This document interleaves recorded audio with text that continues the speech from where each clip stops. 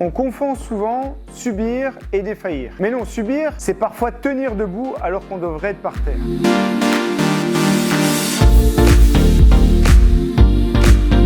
Alors prenons la posture subissante. Elle a 3 visages. Alors la version tolérée, c'est ton corps qui encaisse, il serre les dents, mais ça passe. Pas de douleur, pas de plainte. Comme ce collègue qui bosse avec une épaule plus haute depuis 20 ans à force de porter son sac du même côté. Ou ce pied plat qui ne fait pas mal tant que ça reste gérable.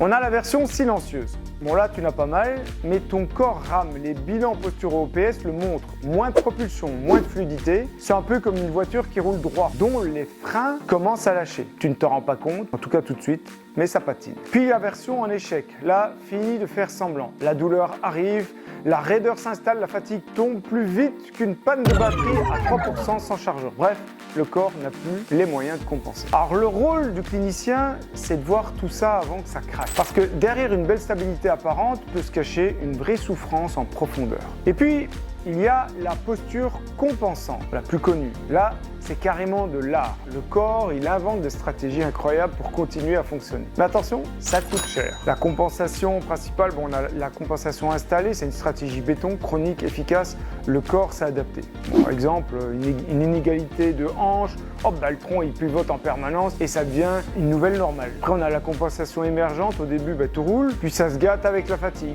Typique du coureur, premier 10 km nickel, dernier kilomètre, bon, on dirait un pingouin sur la banquise. Alors on a la compensation réactionnelle, c'est du court terme, une douleur, un choc et ton corps il improvise un plan B.